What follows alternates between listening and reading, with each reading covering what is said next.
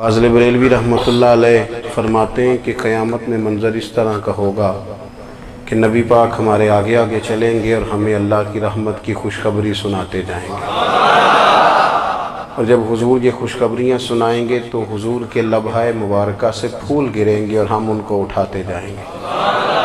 فرماتے ہیں خود تو وہ تھوڑی دیر کے لیے روئیں گے اللہ کی بارگاہ میں کہ یا اللہ انہیں معاف کر دے، خود روئیں گے لیکن ہمیں ہنسا دیں گے۔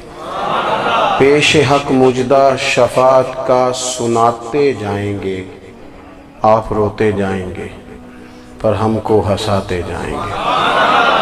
اور باغ جنت میں محمد صلی اللہ تعالی علیہ وسلم، باغ جنت میں محمد مسکراتے جائیں گے، پھول رحمت کے گریں گے ہم اٹھاتے جائیں گے۔ حشر تک ڈالیں گے ہم پیدائش مولا کی دھوم، اور مثل فارس نجد کے قلعے گراتے جائیں گے۔ اور کیا ذوق بیان کیا، فرمانے لگے خاک ہو جائیں عدو جل کر مگر ہم تو رضا، دم میں جب تک دم ہے ذکر ان کا سناتے جائیں گے۔ جب تک سانسوں کی ڈوری چل رہی ہے، دم میں جب تک دم ہے ذکر ان کا سناتے جائیں گے۔ اللہ تبارک و تعالیٰ نے ہمارے محبوب کریم علیہ السلام کو دنیا میں بھیجا تو فرمایا یا ایھا الناس قد جاءکم برہان من ربکم، اے لوگو تمہارے پاس تمہارے رب کی دلیل آ گئی ہے۔ اللہ تبارک و تعالیٰ نے محبوب پاک علیہ السلام کو سراپا دلیل بنا کے بھیجا۔ باقی انبیاء کرام علیہ السلام کے پاس بھی اپنی نبوت کے دلائل کے طور پر بے شمار معجزات تھے، اور حضور کریم علیہ السلام کے تو پورے وجود کو ہی اللہ نے معجزہ بنایا ہے۔ اور نبی پاک صلی اللہ تعالیٰ علیہ وآلہ وسلم کی نبوت کی دلیلیں، حضور کے رسالت کے مستحکم دلائل جگہ جگہ آپ کو ملیں گے۔ سب سے پہلی چیز تو یہ سمجھنے والی ہے کہ نبی پاک علیہ السلام نے جس چیز کو سب سے پہلے اپنی نبوت کی دلیل کے طور پر بیان فرمایا وہ حضور کا کردار ہے، سیرت ہے، عمل ہے، حضور کا لوگوں کے ساتھ رویہ ہے۔ نبی پاک علیہ السلام کی تبلیغ کے 3 دور ہیں۔ ایک تو حضور نے اپنے قول سے تبلیغ فرمائی، وہ 40 سال کی عمر سے محبوب نے اعلان فرمایا اور تبلیغ کی۔ اور ایک نبی پاک صلی اللہ تعالیٰ علیہ وسلم بالواسطہ حضور کی تبلیغ ہے جو آج تک جاری ہے۔ امت کے علماء، مشائخ، مبلغین حضور کے دین کو آگے پھیلا رہے ہیں، تو دراصل یہ بھی تبلیغ رسول پاک علیہ السلام ہی کی تبلیغ۔ اور ایک حضور کی تبلیغ کا دور ہے، حضور کی پیدائش سے لے کر ولادت مبارکہ سے لے کر حضور علیہ السلام کے اعلان نبوت تک۔ اس دوران نبی پاک نے جو تبلیغ فرمائی ہے وہ اپنے کردار سے فرمائی ہے۔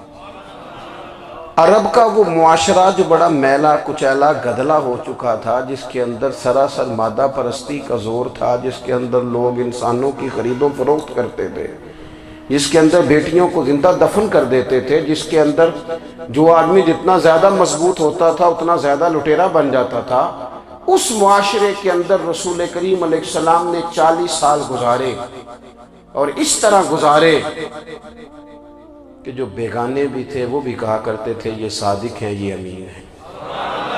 اور جب حضور نے اعلان نبوت کیا تو فرمایا، یہ قرآن مجید کے لفظ ہے، فرمایا فَقَدْ لَبِثْتُ فِيكُمْ عُمَرًا مِّن قَبْلِهِ أَفَلَا تَعْقِلُونَ، میں تمہارے بیچ عمر کا ایک حصہ گزار چکا ہوں، تمہیں عقل نہیں ہے، شعور نہیں ہے۔ نبی کریم علیہ السلام نے اپنے کردار کو، اپنے عمل کو اپنی نبوت کی دلیل کے طور پر بیان فرمایا۔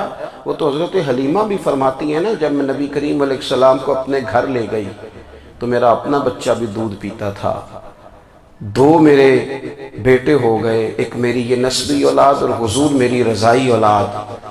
تو کہتی ہیں جب میں کریم محبوب علیہ السلام کو اپنے سینے سے لگاتی تھی تو حضور میرے ایک پستان سے دودھ پیتے تھے اور دوسرا اپنے بھائی کے لیے چھوڑ دیا کرتے تھے۔ یہاں سے رسول کریم علیہ السلام نے کردار کے ذریعے تبلیغ، اور پھر اعلان نبوت سے پہلے ایک تنظیم عرب کے جوانوں پر، عرب کے سرداروں پر مشتمل بنائی گئی، جس میں نبی کریم علیہ السلام نے بڑا حصہ لیا سرکار نے، اور بڑے اہم لوگوں کو شعور حضور نے عطا فرمائے، وہ اس جماعت کا فیصلہ تھا کہ ہم سارے جوان، سارے بڑے لوگ ملیں گے۔ یہ حضور کے اعلان نبوت سے پہلے کی بات ہے۔ ہم بڑے لوگ ملیں گے، کسی بڑے کو کسی چھوٹے پر ظلم نہیں کرنے دیں گے، کسی آدمی کو کسی غریب کا حق نہیں کھانے دیں گے۔ حضور علیہ السلام نے نا اپنی کردار سے، اپنے عمل سے، اور آپ کا جو عمل ہوتا ہے نا وہ اصل ہوتا ہے۔ ایک ہوتا ہے آپ کوئی بات کرتے ہیں، اور ایک ہوتا ہے کہ آپ کوئی عمل کرتے ہیں۔ آپ جب عمل کرتے ہیں تو عمل کے ذریعے بھی لوگوں تک بات پہنچتی ہے کہ دراصل آپ کا اٹھنا بیٹھنا چلنا پھرنا کیا ہے۔ میرے رسول کریم علیہ السلام کا اٹھنا بھی ایک نبی کا، بیٹھنا بھی ایک نبی کا، بات کرنا بھی ایک نبی کا، معاملات زندگی کرنا بھی ایک نبی کا، لین دین کرنا بھی ایک نبی کا۔ ایک شخص کہتے ہیں میں نے اعلان نبوت سے پہلے حضور علیہ السلام سے کچھ چیز خریدی تھی، اور میں نے عرض کیا تھا آپ یہاں تشریف رکھیں، میں پیسے لے کے آتا ہوں۔ میں 3 دن کے بعد آیا۔ دیکھو یہ بات کرنی کتنی آسان ہے، بولنی کتنی آسان ہے، پر 3 دن یہاں میرے بھائی کو کسی شخص کو 2 گھنٹے انتظار کرنا پڑ جائے تو لوگ کہتے ہیں الانتظار اشد من القتل، یہ تو قتل سے زیادہ تکلیف والا معاملہ ہے منتظر رہنا کسی کا۔ کہتے 3 دن کے بعد میں آیا تو میرے رسول کریم وہیں تشریف فرمایا، بس اتنا فرمایا یار تم نے مجھے بڑی تکلیف میں ڈال دیا، 3 دن ہو گئے یہاں رکے ہوئے۔ تو حضور نے اپنے کردار کو، اپنے عمل کو، اپنے معاملات کو سب سے پہلے اپنی نبوت کی دلیل کے طور پر پیش کیا۔ کسی نے کیا خوب کہا تھا کہ جو تیری جان کے دشمن ہیں وہ بھی کہتے ہیں، وہ جو تیری جان کے دشمن ہیں، بظاہر تو آئے ہیں نا ہجرت کی رات جان لے لے، لیکن امانتیں حضور کے گھر میں رکھی ہوئی ہیں، امانتیں کاشانہ نور پہ پڑی ہیں۔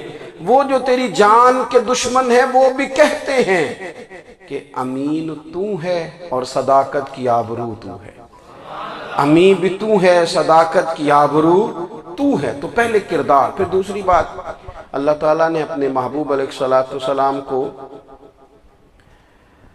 اپنا مطلق نائب بنا کر، اپنا محبوب اعظم بنا کر، ویسے ہی سارے انسانوں کے بارے میں کہا وَإِذْ قَالَ رَبُّكَ لِلْمَلَائِكَةِ إِنِّي جَاعِلٌ فِي الْأَرْضِ خلیفہ، میں زمین میں اپنا نائب بنانے والا ہوں۔ لیکن حضور علیہ السلام تو محبوب ہے نا، حضور کی نیابت تو محبوبیت کے درجے پر فائز ہے۔ تو رسول پاک کو رب کریم نے اس طرح کا بنا کے بھیجا کہ حضرت عبداللہ ابن رواحہ رضی اللہ تعالیٰ عنہ بیان فرماتے ہیں کہ اگر حضور کوئی معجزہ نہ بھی دکھاتے، نبی کریم علیہ السلام سے کوئی اعجاز لوگ نہ بھی دیکھتے، تو محبوب کا تو چہرہ ہی اس طرح کا تھا، لوگوں نے دیکھتے جانا تھا اور کلمہ پڑھتے جانا تھا۔ لیکن باوجود اس کے میرے رسول پاک کا اعجاز یہ ہے، کمال یہ ہے کہ حضور کبھی اشارہ کر دیں تو چاند 2 ٹکڑے ہو جائے، کبھی دعا مانگ دیں تو ڈوبا ہوا سورج واپس آ جائے، کبھی محبوب گزرنے لگے تو پتھر آپ پر سلام پڑے، کبھی حضور پہاڑ پر چڑھ جائیں تو پہاڑ وجد میں آ کر جھومنے لگے، محبوب کا کبھی نماز پڑھاتے ارادہ بن جائے تو اللہ تعالیٰ قبلے کا رخ ہی تبدیل فرما دے۔ کیا خوبصورت سوچ ہے اور کیا نظریہ دیتے ہیں بریلی کے امام۔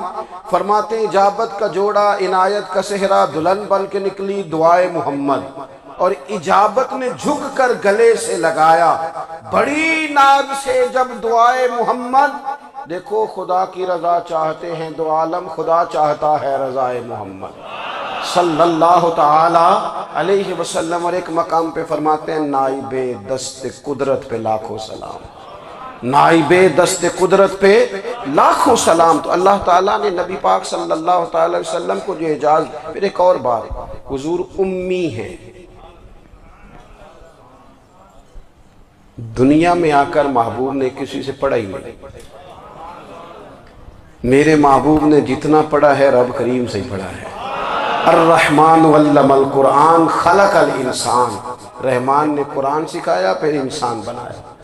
اللہ تبارک و تعالیٰ کی بارگاہ کرم سے حضور نے لیا۔ رسول کریم امی ہیں، یہ بھی حضور کی نبوت پر ایک بڑی دلیل۔ دیکھو ایک ہوتا ہے کوئی آدمی بچپن سے کسی چیز سے شغف رکھے اور جب اس کی عمر بڑی ہو جائے تو کہتے ہیں اب اس کا تجربہ بڑا ہو گیا، یہ پہلے کوئی شعر کہتا تھا، کوئی ادبی جملہ کہتا تھا، تو اب اس کی یہ کام کرتے کرتے عمر بڑی ہو گئی ہے تو رسوخ حاصل ہو گیا۔ 40 سال کی عمر مبارک تک نبی کریم نے ایک شعر بھی نہیں کہا۔ حضور علیہ السلام نے کبھی کوئی ایسی بات، ویسے تو حضور کی ہر بات حکمت والی، لیکن جس کو عرب کے لوگ اپنے لہجے میں شاعری یا اپنے لہجے میں ادب کہتے تھے، وہ حضور نے بیان نہیں فرمایا۔ لیکن جب 40 سال کی عمر میں اعلان نبوت کیا تو پھر بڑے بڑے فصیح و بلیغ، بڑے بڑے سیانے طفیل بن عمر کہتے ہیں کہ اس شخص کو بھی میں نے دیکھا جسے بڑا ناز تھا اپنی فصاحت اور بلاغت پر، اور جب وہ حضور کے پاس آیا اور اس نے آ کے کچھ باتیں کی تو محبوب خاموشی سے سنتے رہے، اور جب وہ چپ کر گیا تو میرے کریم نے صرف سورہ فاتحہ پڑھی۔ کبھی اٹھتا تھا، کبھی بیٹھتا تھا، کبھی غور کرتا تھا، کبھی دائیں جاتا تھا، کبھی بائیں جاتا تھا، پھر کہنے لگا بتاؤ نا کلام کس کا ہے؟ فرمایا اس رب کا، اس رب کا، اس رب کا جس کا میں رسول بن کے آیا ہوں۔ نبی کریم صلی اللہ تعالیٰ علیہ وسلم امی ہیں، لیکن حضور نے کائنات کے رازوں سے پردے ہٹا دیے، نبی کریم نے جینے کے سلیقے بتا دیے، حضور نے ہر شخص کو اس کے مقصد حیات سے آگاہ کر دیا۔ نبی کریم علیہ السلام نے وہ فلسفہ حیات بیان کیا کہ لوگوں کو صرف جینے میں ہی مزہ نہیں آیا، مرنے میں بھی مزہ آنے لگا۔ لوگ آگے بڑھ بڑھ کے جانیں پیش کرنے لگے، اپنی اولادیں قربان کر، جو فلسفیوں سے کھل نہ سکا اور نکتہ وروں سے حل نہ ہوا، وہ راز ایک طیبہ والے نے بتلا دیا چند اشاروں میں۔ محبوب کریم امی ہیں، لیکن حضور نے اس طرح دنیا کو سکھایا، اس طرح دنیا کو پڑھایا، اس طرح حضور نے علم کے چراغ اور دیپ روشن کیے کہ قیامت تک جسے روشنی ملے گی نا، اسے صرف دروازہ مصطفیٰ سے ملے گی، اسے رسول کریم علیہ السلام کے در دولت سے ملے۔ کچھ لوگوں نے کہا کہ اپنے پاس سے آیات بنا کے لاتے ہیں، اپنے گھر میں بیٹھ کے دعوے کر لینا تو کوئی مشکل کام نہیں نہ ہوتا، سارے لوگ ہی کر لیتے ہیں۔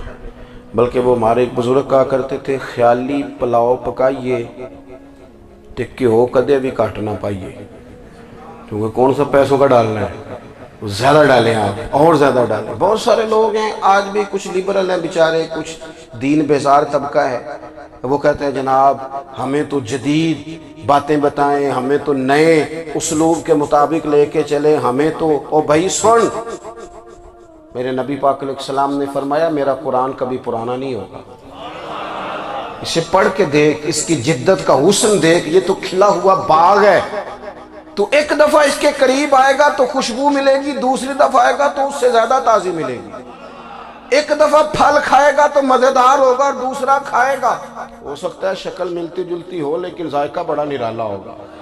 تو تو صحیح نا، جب کچھ لوگوں نے کہا یہ خود سے بنا کے آیات لاتے ہیں تو فرمایا وَإِن كُنتُمْ فِي رَيْبٍ مِّمَّا نَزَّلْنَا عَلَىٰ عَبْدِنَا فَأْتُوا بِسُورَةٍ مِّن مِّثْلِهِ، اگر تمہیں کوئی شک ہے اس میں جو ہم نے اپنے بندہ خاص میں نازل کیا ہے تو تم بھی اس جیسی ایک آیت بنا کے لاؤ۔ اور چلو چیلنج کھلا ہی دے دیا، فرما وَادْعُوا شُهَدَاءَكُم مِّن دُونِ اللَّهِ، اللہ اور اللہ والوں کو چھوڑ دو، تفسیری ترجمہ عرض کر رہا ہوں، یعنی صحابہ کو چھوڑ دو، حضور کے ماننے والوں کو چھوڑ دو، باقی ساری دنیا کے کافر اکٹھے ہو جاؤ، ایک آیت بس قرآن جیسی لے کے آؤ، ایک آیت لے کے آؤ، ان کنتم صادقین، اگر تم سچے ہو۔ جوانوں سنو، کہا ایک آیت، اور یہ چیلنج آج تک قرآن مجید کا موجود ہے، آج تک وَإِن كُنتُمْ فِي رَيْبٍ مِّمَّا نَزَّلْنَا عَلَىٰ عَبْدِنَا فَأْتُوا بِسُورَةٍ مِّن مِّثْلِهِ، تم قرآن کے مقابلے کی ایک صورت لے کے آؤ اور سارے حمایتی اکٹھے کر لو اپنے، ان کنتم صادقین، اگر تم سچے ہو۔ جواب تو ادھر سے آنا تھا نا، لیکن کائنات کے رب نے جواب بھی خود دیا، فرمایا فَإِن لَمْ تَفْعَلُوا وَلَن تَفْعَلُوا، اگر تم نہ لا سکے، اور فرمایا تم لا سکتے بھی نہیں، اگر تم نہ لا سکے اور تم لا سکتے بھی، نہ خنجر اٹھے گا نہ تلوار تم سے، یہ بازو میرے آزمائے ہوئے ہیں، وَلَن تَفْعَلُوا تم لا بھی نہیں سکتے فَاتَّقُوا النَّارَ الَّتِي وَقُودُهَا النَّاسُ وَالْحِجَارَةُ پھر اس آگ سے ڈر جاؤ جس کا ایندھن آدمی اور پتھر ہے۔ اُعِدَّتْ لِلْكَافِرِينَ بنائی کافروں کے لیے، بنائی مومنوں کے لیے تو رب نے جنت بنائی ہے۔ اُعِدَّتْ لِلْكَافِرِينَ یہ دوزخ اللہ نے کن کے لیے بنائی ہے؟ اُعِدَّتْ لِلْكَافِرِينَ کہتا ہے کافر کے لیے بنایا۔ تو اللہ تبارک و تعالیٰ نے میرے رسول پاک صلی اللہ تعالیٰ علیہ وسلم کو وہ کتاب عطا فرمائی، اور پھر حضور کی فصاحت و بلاغت، معرفت۔ دیکھو ایک ہوتا ہے گھنٹوں باتیں کرنا، ایک ہوتا ہے کئی والیم پر مشتمل، کئی جلدوں پر مشتمل کتب کا لکھنا، اور ایک ہوتا ہے کسی بندے کا ایک بات کرنا اور سامنے والے کی طبیعت کو اتنا جگا دینا کہ اگلی بات فوراً ہی اس کی سمجھ میں آ جائے۔ اور حضور نہ کسی کی انا کو نہیں جگاتے تھے۔ ہم بعض اوقات کسی سے خطاب کرتے ہیں، بات کرتے ہیں تو سامنے والے کی انا کو جگا دیتے ہیں، ٹھیس پہنچاتے ہیں، وہ کہتا ہے چل پھر تگڑا ہو جائے میں بھی آیا۔ حضور انا نہیں جگاتے تھے، میرے نبی پاک ضمیر جگاتے تھے تاکہ وہ شخص فیض حاصل کر سکے، اسے کچھ ملے۔ نبی کریم کا جو انداز تکلم ہے وہ اس طرح کا ہوتا تھا کہ انسان خود بخود کھل اٹھتا تھا کہ مطلب یہ بات ہونے کیا لگی ہے، مطلب حضور کیا فرمانے لگے۔ نبی کریم صلی اللہ تعالی علیہ وسلم ایک دن محبوب کریم نے صحابہ کے بیچ حضور کی فصاحت و بلاغت دیکھے، فرمایا محبوب نے کتنا نادان ہے وہ شخص جو اپنے ماں باپ کو گالی دے۔ کھلی ہو گئی لوگوں کی آنکھیں، کان کھڑے ہو گئے کہ یا رسول اللہ کون ایسا بدبخت ہے جو ماں باپ کو گالی دے گا۔ اب جب سوالات ذہنی سطح پر پوری طور پر ابھر گئے نا تو اب رسول کریم نے بات سمجھائی، یہ ہے فصاحت و بلاغت، تیرے آگے ہیں یوں دبے لچے فصحاء عرب کے بڑے بڑے، کوئی جان منہ میں زبان نہیں بلکہ جسم میں جان نہیں۔ یا رسول اللہ کون ایسا نالائق ہے جو ماں باپ کو گالی دے۔ اب جب ذہنی سطح یہاں تک ابھر آئی تو اب حضور نے سمجھایا، فرمایا جب تم کسی کے ماں باپ کو گالی دو گے نا تو وہ بھی تو جواب میں تمہارے ماں باپ کو دے گا نا، تو فی نفس ہی یہ تم نے خود ظلم کیا ہے اپنے ماں باپ پر۔ کیوں تم نے ایسا لہجہ اختیار کیا کہ جس سے سامنے والے کی انا جاگ جائے اور وہ تمہارے مقابلے میں آ کر کے کھڑا ہو جائے؟ کیوں تم نے اس طرح کے انداز اختیار کیے کہ جس سے سامنے والا بھی سارے پنجے کھڑے کر کے باہر نکل آئے اور کہے آ جاؤ پھر میں بھی میدان میں حاضر ہوں۔ رسول کریم کی فصاحت بلاغت دیکھیں نا، حضور دو چار جملوں میں ساری بات سمجھا جاتے ہیں۔ ایک حدیث پاک اگر ہماری سمجھ میں آ جائے، ایک روایت نبی پاک صلی اللہ تعالیٰ علیہ وسلم نے فرمایا خوبصورت مسلمان وہ ہے جو بے مقصد باتوں کو چھوڑ دے۔ لو اس سے پوری زندگی سجائی جا سکتی ہے، ایک جملے سے پوری زندگی سواری جا سکتی ہے، کوئی لمبی چوڑی باتوں میں جانے کی ضرورت نہیں۔ کہا خوبصورت مسلمان یہ ہے جو بے مقصد باتوں کو چھوڑ دے، لا یعنی باتوں کو، کیا کہتے ہیں ہمارے دیہات کے لوگ، جڑے پنڈ جانا نہیں اودا راہ پوچھنے دی، لیکن آج کل لوگ باز آندے یعنی جس بات کا بالکل تعلق نہیں نا وہ بات بھی کرتے جاتے ہیں، جس کا شعبہ ہی نہیں وہ بھی چھلانگ لگا کے اس میں آ جاتا ہے۔ ہم اپنا وقت ضائع کرتے ہیں، اپنی صلاحیتیں ضائع کرتے ہیں، اپنا نقصان کرتے ہیں، ہم اپنا کام صحیح کر کے نہیں کرتے اور دوسری ساری دنیا کو ٹھیک کرنا چاہتے ہیں۔ او بھائی آپ جس جگہ جس شعبے سے تعلق رکھتے ہیں آپ اپنے معاملات میں مضبوطی پیدا کریں۔ حضور نے اپنی فصاحت کے ساتھ بلاغت کے ساتھ لوگوں کو قائل کیا، اور قرآن مجید کی تاثیر کا یہ اثر میرے کریم رسول نے دکھایا کہ رات کو جب حضور بیٹھ کے قرآن پاک پڑھتے تھے نا، جب یاسین والے نبی خود یاسین کی تلاوت کریں، جب طٰہٰ والے محبوب خود طٰہٰ کی تلاوت کریں، غور کرو نا جب مدثر والے محبوب خود ان جملوں کو ادا کریں، یعنی جن کے بارے میں آیت آئی ہے جب وہی یہ آیت پڑھیں کہ اِنَّا أَعْطَيْنَاكَ الْكَوْثَرَ، یعنی جن کا ذکر ہو رہا ہے جب وہ یہ بات کریں کہ یا ایھا النبی انا ارسلناک شاہدا ومبشرا ونذیرا لتؤمنوا باللہ ورسولہ وتعزروہ وتوقروہ وتسبحوہ بکرۃ واصیلا، جن کے بارے میں آیت آئی ہے، جب وہ یہ کہہ رہے ہوں کہ وَرَفَعْنَا لَكَ ذِكْرَكَ، جب وہ کہہ رہے ہوں وَالضُّحَىٰ وَاللَّيْلِ إِذَا سَجَىٰ، ذرا اس کیفیت کو دیکھیں جب محبوب خود پڑھ رہے ہوں، اور جو حضور پر آئی ہیں اس کا ذائقہ، اس کا لطف، اس کا انداز بھلا کیا ہوگا۔ حضور جب رات کو پڑھتے تھے نا قرآن پاک، تو جو پکے کافر تھے نا، ابو جہل جیسے لوگ، وہ بھی جھاڑیوں میں چھپ چھپ کے مدینے والے کی تلاوت سنا کرتے تھے، حضور کی تلاوت سنا کرتے تھے۔ یہی بہتر ہے کہ پردوں میں وہ پردہ پوش رہے، وہ اگر پردے ہٹا دے تو کسے ہوش رہے۔ رسول کریم علیہ السلام کی تلاوت کا سننا، قریب جانا، یہ اعجاز ہے۔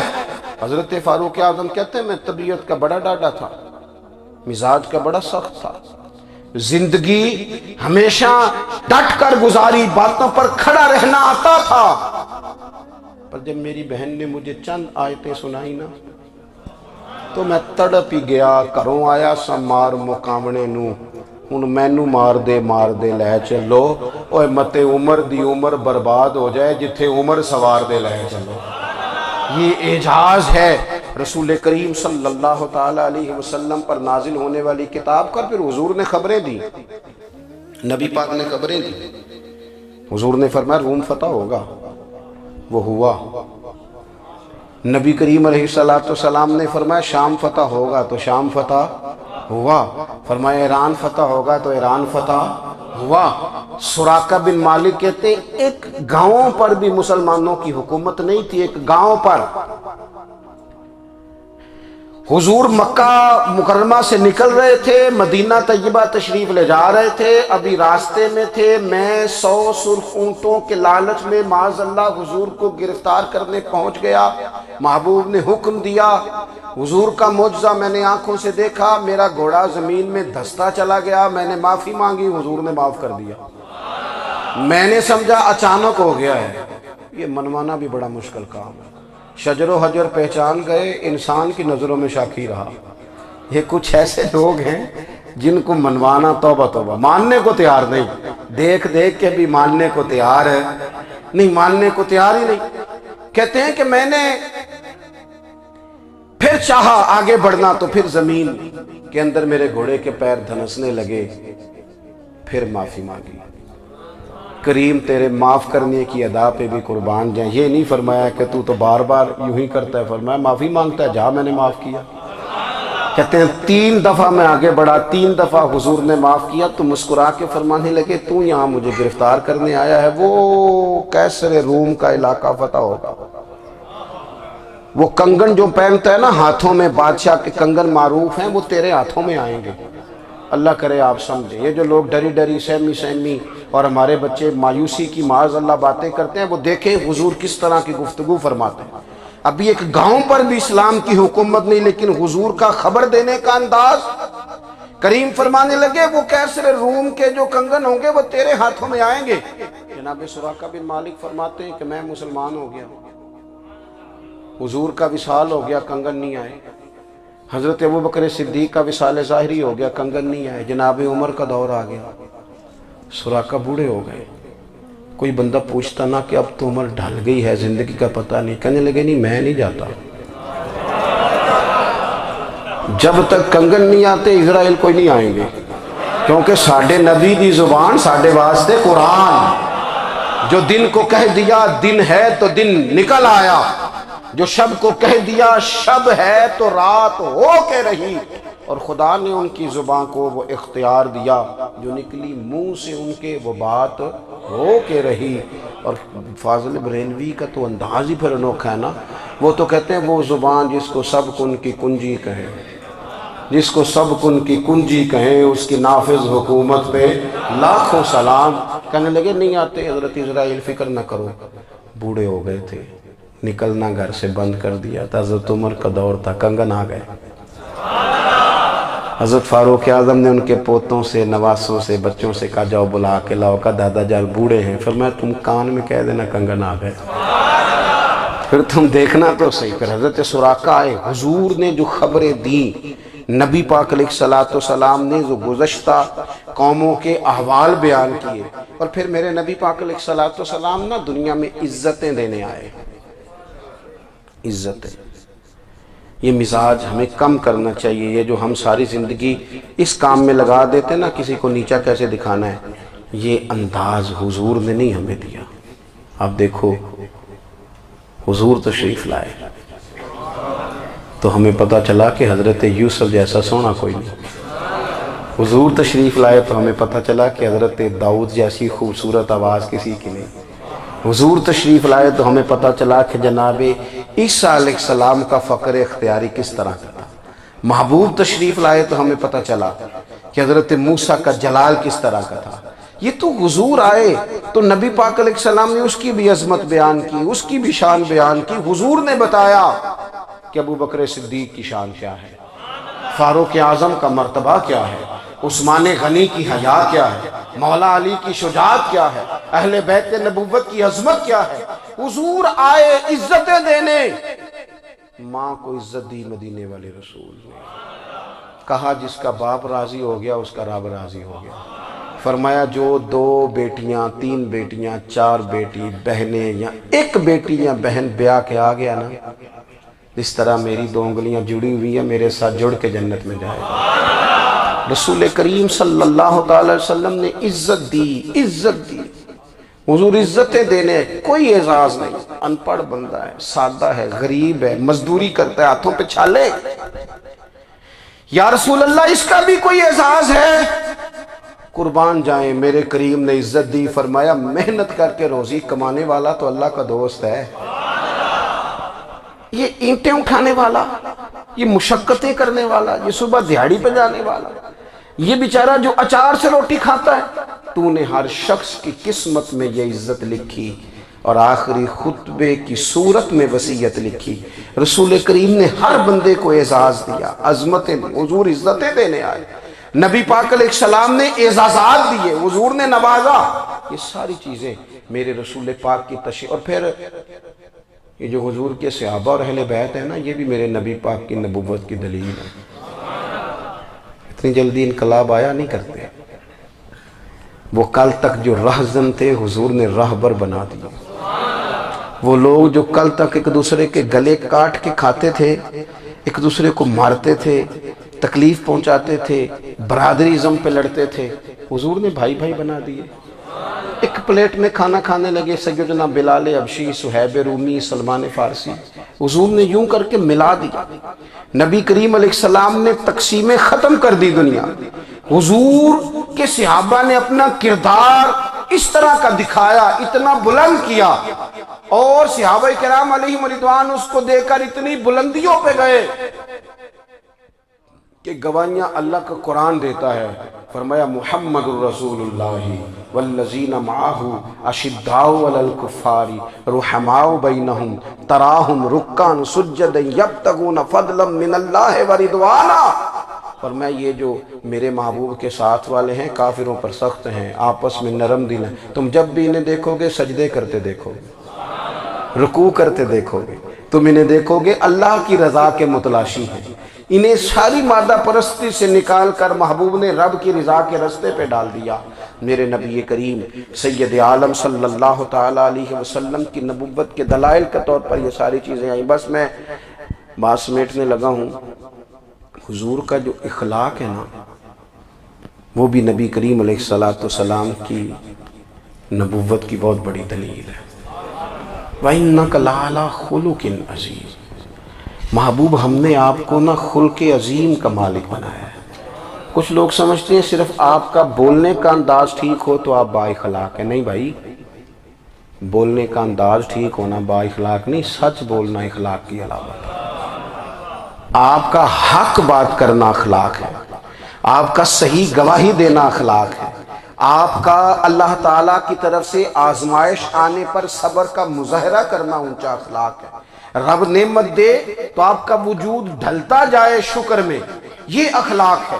رب کریم اگر آپ کو کسی وقت کسی آزمائش میں اپنی حکمت سے ڈالتا ہے تو عزت نفس کو برقرار رکھنا، خودداری کو برقرار رکھنا، یہ اخلاق نبی پاک نے اعلیٰ ترین اخلاق کی بات بتائی، اعلیٰ ترین۔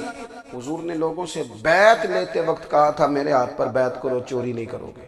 نبی پاک علیہ السلام نے مختلف امور پر بیعت لی۔ حضرت حکیم بن حزام کہتے ہیں حضور نے میرے ہاتھ پہ ہاتھ رکھ کے کہا میرے ہاتھ پہ ہاتھ رکھ کے بیعت کرو کہ کسی دنیا دار سے سوال نہیں کرو گے، خودداری سے زندگی گزارو گے، عزت نفس جو رب نے تمہیں دیا ہے تم اس پر راضی رہو گے، لوگوں کی جیبوں کو ٹٹولنا، دوسروں کی دولتوں پہ راج کرنا، دوسروں کے مال پر نگاہیں ڈالنا اللہ کے حبیب نے پسند نہیں فرمایا۔ میں بیعت کرو کہ تم کبھی کسی سے سوال نہیں کرو گے، حد ہو گئی۔ نبھانے والوں نے پھر اس عہد کو نبھایا اور کمال کر دی۔ حضرت حکیم بن حزام گھوڑے پہ بیٹھے تھے، ہاتھ میں درہ تھا، وہ زمین پہ گر گیا، قریب غلام کھڑا تھا، حضرت حکیم بن حزام خود گھوڑے سے اترے، درہ اٹھایا، دوبارہ گھوڑے پہ بیٹھے۔ غلام عرض کرنے لگا حضور مجھے بتا دیتے میں اٹھا کر دے دیتا۔ آنکھیں چمک اٹھیں، فرمانے لگے کیسے بتا دیتا؟ اپنے رسول سے وعدہ کیا ہے کبھی کسی سے سوال نہیں کروں گا، کبھی سوال نہیں کروں گا۔ اللہ کے محبوب نے ہمیں اعلیٰ اخلاقی قدروں کی بات ہمیں سکھائی ہے۔ ہم دیکھتے ہیں کہ بڑی جلدی 2 4 5 لوگوں کے غصہ دلانے پر ہم ساری اخلاقی حدوں کو کراس کر جاتے ہیں۔ دوستو ہمارا ایک ویژن ہونا چاہیے، ہمارے ذاتی رویے بڑے معتبر ہونے چاہیے، لین دین کے معاملات کے اندر مسلمانوں کو بڑا صاف ستھرا ہونا چاہیے۔ ہمیں اپنی معاشی زندگی میں روزمرہ کے معاملات میں ہماری توجہات کا مرکز صرف اللہ رسول کی ذات ہونی چاہیے۔ رب کریم نے اپنی حکمت سے کسی کو کتنا دیا ہے یہ اس کی حکمت کے تقاضے ہیں۔ ہمیں اس نے جس رنگ میں جس حال میں رکھا ہے ہمیں اپنے رب کی رضا پر بہت زیادہ مطمئن ہونا چاہیے۔ اچھا پھر ایک اور بات، جن چیزوں کو ہم نے دکھ بنایا ہے نا یہ تو وہاں دکھ تھا ہی نہیں۔ مہینہ مہینہ چولہا نہیں جلا، لیکن کسی جگہ اظہار غربت ہے حضور کی اولاد پاک کا یا صاحب کا یا ازواج کا۔ مہینہ مہینہ چولہا نہیں جلا، لیکن یہ اخلاق عالیہ کا حسن دیکھو، اپنے گھر مہینہ مہینہ چولہا نہیں جلا، جو مانگنے آیا اسے جھولی بھر کے عطا فرمایا، کوئی دروازے سے خالی نہیں گیا۔ عزیز بھائی اگر زندگی میں اخلاقی قدریں ہم اپنا لیں اور ہم تھوڑا تھوڑا کر کے اپنے آپ کو تبدیل کریں، ساری زندگی توجہ رہی کہ فلاں کیا کر رہا ہے فلاں کیا کر رہا ہے، تھوڑا سا گردن کو جھکا کے اپنے اوپر توجہ ڈالیں، اپنے آپ کو وقت دیں، حضور کے اخلاق عالیہ کی روشنی میں، تعلیمات حسنہ کی روشنی میں ہم اپنے کردار و عمل پر تھوڑی توجہ دیں۔ اس وقت بہت بڑی تعداد میں امت مسلمہ ہے، اور ایسا نہیں ہے کہ دولت نہیں ہے، دولت سے بھی سرشار ہیں۔ ہمارے ہاں بڑے بڑے انجینئر ہیں، بڑے بڑے ڈاکٹر ہیں، لیکچرار ہیں، ہمارے پاس بڑے بڑے ہاسپٹل ہیں، بڑا کچھ ہے، لیکن کردار و عمل کے بادشاہ، اپنی زندگی تقوی کی روشنی میں گزارنے والے ان لوگوں کی تعداد کم ہے۔ اگر کوئی آج بھی سارے کام نیک کرے لیکن جائیداد میں سے بیٹی کا حق رکھ جائے تو پھر اس نے کیا میلاد منایا؟ اگر آج بھی جو 2 4 لوگ بیچارے اس کے زیر دست ہیں، ملازمین ہیں، ان کے ساتھ اس کا رویہ انتہائی سخت ہو تو اس نے کیا میلاد منایا؟ اگر آج بھی وہ برادری ازم کی بنیاد پر دوستیاں کرے اور چھوٹے بڑے کی وہ تقسیم رکھے، جسے حضور نے فرمایا کہ قبیلے تو تعارف کے لیے، ورنہ کسی عربی کو اجمی پر، گورے کو کالے پر کوئی فضیلت نہیں۔ اگر کوئی آج بھی اس برادری ازم کا قائل ہے پھر اس نے کیا میلاد منایا؟ اگر کوئی شخص آج بھی اپنے آپ کو مادہ پرستی میں پوری طرح دھکیل چکا ہے اور رضا الہی کا مسافر نہیں بنا تو اس نے کیا میلاد منایا؟ اپنی طبیعتوں میں روحانی تبدیلی اور وہ خاص افکار جو حضور اپنے غلاموں میں پیدا فرماتے ان افکار کو پیدا کرنا، سوچوں کو بدلنا، سوچوں کو، نظریات کو بدلنا، اپنے روزمرہ کے معاملات کا جائزہ لینا کہ ہم کس طرح آگے بڑھ سکتے ہیں اور کس طرح ہم ایک بہترین امتی اور ایک بہترین مسلمان بن سکتے ہیں، اس پر توجہ دینا یہ میلاد ہمیں سبق دیتا ہے۔ اللہ تعالیٰ مجھے اور آپ کو عمل کی توفیق عطا فرمائے۔ آخر دعوایا ان الحمدللہ۔ ابن عباس رضی اللہ تعالیٰ عنہ نے وضو کیا تو اپنا چہرہ دھویا، اس طرح کہ پہلے پانی کے ایک چلو سے کلی کی اور ناک پہ پانی دیا، پھر پانی کا ایک اور چلو لیا پھر اس کو اس طرح کیا یعنی کہ دوسرے ہاتھ کو ملایا، پھر اس سے اپنا چہرہ دھویا، پھر پانی کا دوسرا چلو لیا اور اس سے اپنا دہنا ہاتھ دھویا، پھر پانی کا ایک اور چلو لے کر اس سے اپنا بایاں ہاتھ دھویا، اس کے بعد اپنے سر کا مسح کیا، پھر پانی کا چلو لے کر دائیں پاؤں پر ڈالا اور اسے دھویا، پھر دوسرے چلو سے اپنا پاؤں دھویا یعنی بایاں پاؤں۔ اس کے بعد کہا کہ میں نے رسول اللہ صلی اللہ علیہ وسلم کو اسی طرح وضو کرتے ہوئے دیکھا ہے۔ حضرت ابو سعید رضی اللہ تعالیٰ عنہ سے مروی ہے، نبی کریم صلی اللہ علیہ وسلم ایک غلام کے پاس سے گزرے، وہ ایک بکری کی کھال اتار رہا تھا۔ رسول اللہ صلی اللہ علیہ وسلم نے اس سے فرمایا، ایک طرف ہو جاؤ، میں تمہیں سکھلاؤں کہ کھال کیسے اتاری جاتی ہے۔ چنانچہ آپ نے اپنا ہاتھ کھال اور گوشت کے درمیان داخل کر دیا اور اسے تنسایا حتیٰ کہ بغل تک چھپ گیا، پھر آپ تشریف لے گئے اور لوگوں کو نماز پڑھائی اور وضو نہیں فرمایا۔